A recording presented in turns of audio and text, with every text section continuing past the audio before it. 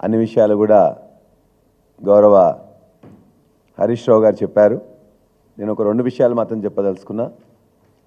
25 సంవత్సరాల క్రితం మేము విద్యా సంస్థలు స్థాపించినాం. 25 సంవత్సరాల నుంచి వెళ్ళి అనేక ప్రభుత్వాలు, ఆనాడు తెలుగుదేశం ప్రభుత్వం, కాంగ్రెస్ ప్రభుత్వం, టీఆర్ఎస్ ప్రభుత్వం, మరలా ఇవాళ ప్రభుత్వాల్లో కూడా ఇబ్బందులు ఉంటే ఉండొచ్చు.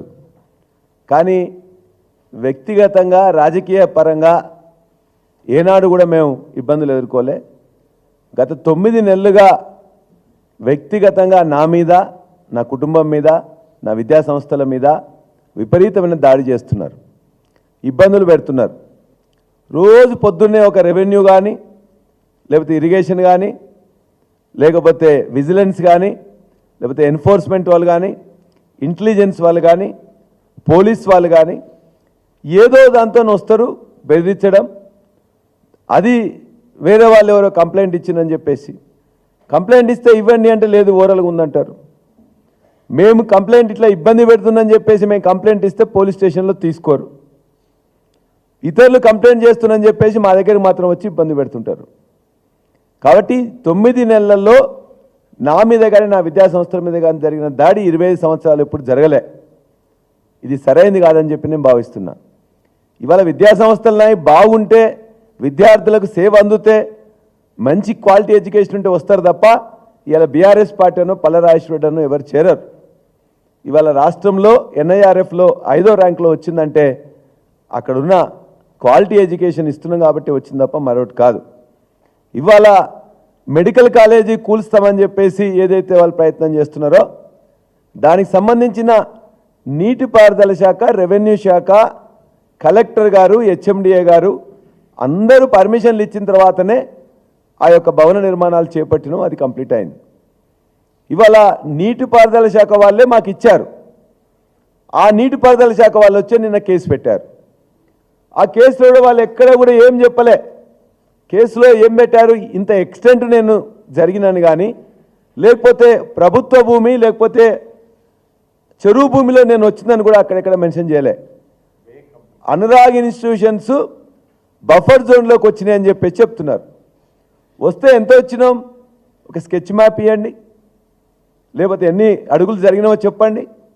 2017లో నేను తీసుకున్న తర్వాత ఇవన్నీ కట్టడాలు మొదలుపెట్టినాం కదా, ఈ 8 సంవత్సరాలు మరి ఏం చేశారు?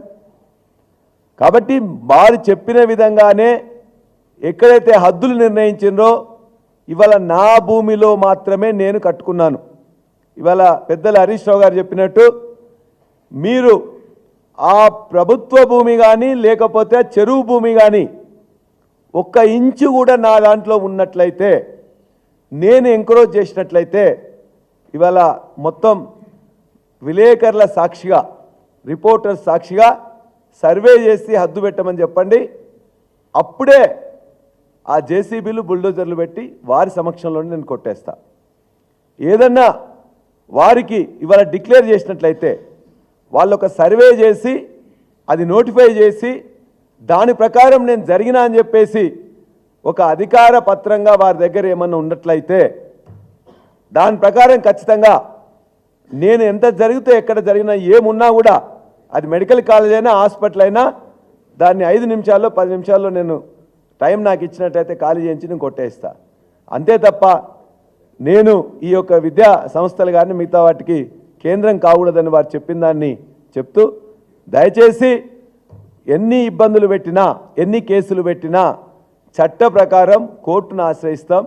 మీ అందరూ కూడా విజ్ఞప్తి చేస్తున్నా, అధికారులకు కూడా విజ్ఞప్తి చేస్తున్నాం. ఖచ్చితంగా ఎక్కడైనా తప్పు జరిగితే చెప్పండి, నోటీస్ ఇవ్వండి, మా అనుమతులు పరిశీలించండి, తదనంతరం ఏ చర్య తీసుకున్నా దానికి సిద్ధమని చెప్పేసి కూడా నేను ప్రజలకు కూడా తెలియదలుచుకున్నాను. కోర్టు ఇచ్చింది కదా, కోర్టు పరిశీలించమని చెప్పేసి రేవంత్ రెడ్డి గారి ప్రభుత్వం సమయం కేటాయిస్తూ ఉంది.